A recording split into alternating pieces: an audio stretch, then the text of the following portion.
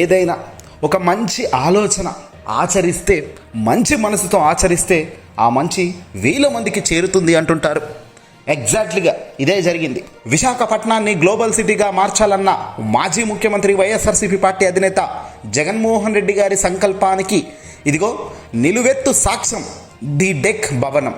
కేవలం మాటలతో సరిపెట్టకుండా నగర భవిష్యత్తును దృష్టిలో ఉంచుకున్న జగన్మోహన్ రెడ్డి గారు ఆయన అధికారంలో ఉన్నప్పుడు వేసిన ప్రతి అడుగు నేడు విశాఖకు గొప్ప కీర్తి ప్రతిష్టలు ఓ స్థాయికి తీసుకెళ్లడానికి ఉపయోగపడుతున్నాయి.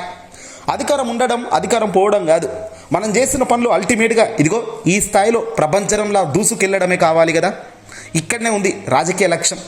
అభివృద్ధి అంటే గ్రాఫిక్స్ కాదయ్యా, కళ్ళ ముందు కనిపించే కట్టడాలయ్యా అనేది వైఎస్ఆర్సీపీ పార్టీ అధినేత జగన్మోహన్ రెడ్డి గారు నిరూపించిన అక్షర సత్యం. అమరావతి గ్లోబల్ హబ్ అవుతుంది, రాజధాని అవుతుంది అంటూ, ఎక్కడ ఏ దేశంలో లేనంత గొప్ప క్యాపిటల్ అవుతుంది అంటూ గ్రాఫిక్స్ చూపించారు గత పాలకులు. ప్రస్తుత పాలకులు అధికారంలోకి ఉన్నారు కూడా. కూటమి అధినేత చంద్రబాబు నాయుడు, పవన్ కళ్యాణ్ వీళ్ళ మాటలకు హద్దులు లేదు. సూపర్ 6 అన్నారు, సూపర్ 7 అన్నారు, ఈరోజు చేతులు ఎత్తేశారు. కానీ జగన్మోహన్ రెడ్డి గారు తాను అధికారంలో ఉన్నప్పుడు మాత్రం విశాఖపట్నానికి ఇచ్చిన ప్రాధాన్యత కావచ్చు, విశాఖపట్నాన్ని గ్లోబల్ సిటీగా మార్చాలన్న ఆయన తపన సంకల్పం ఈరోజు రూపురేఖలకు పడుతున్నాయి అంటే దానికి కారణం ఏంటి? ఆయన తీసుకొచ్చిన సంస్కరణలే.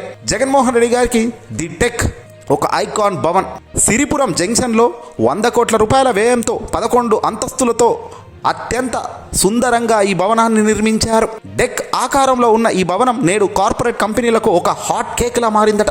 విశాఖ రైల్వే జోన్ తాత్కాలిక కార్యాలయానికి కూడా ఇదే వేదిక కావడంతో జగన్మోహన్ రెడ్డి గారి ముందు చూపుకు ఇంతకన్నా నిదర్శనం ఏముందంటున్నారు పెట్టుబడికి వచ్చిన వాళ్ళు. నగర రూపురేఖలు మార్చేసిన ఒకే ఒక్క నిర్ణయం ఇది అని కూడా ప్రశంసల వర్షం కురిపిస్తున్నారు నగరవాసులు. కేవలం ఒక భవనమే కాదండి, ఋషికొండ భవనాలు, Jagadamba car parking, Inorbit mall, Kailasagiri glass bridge వంటివి అనేక ప్రాజెక్టులు వైఎస్ఆర్సీపీ పార్టీ జగన్మోహన్ రెడ్డి గారి హయాంలో రూపుదిద్దుకున్నవే. నగరంలోని రోడ్లను అద్దాలుగా తీర్చిదిద్దడమే కాకుండా స్లమ్ ఏరియాలో కూడా మౌలిక సదుపాయాలను మెరుగుపరిచిన ఘనత జగన్ వైసీపీ పార్టీకే చెందినవేట. విశాఖను ఐటీ హబ్గా మార్చే క్రమంలో అదానీ డేటా సెంటర్ వంటి భారీ ప్రాజెక్టులకు శంకుస్థాపన చేసి వేల మందికి ఉద్యోగ అవకాశాలు కల్పించేలా ఒప్పందాలు కుదుర్చుకున్నది కూడా జగనే. గ్లోబల్ ఇన్వెస్టర్ సమ్మిట్ వంటి అంతర్జాతీయ సదస్సులో విశాఖ పేరును ప్రపంచ యూనికిరికే నిలబెట్టే ప్రయత్నం చేసింది కూడా వైఎస్ఆర్సీపీ పార్టీనే.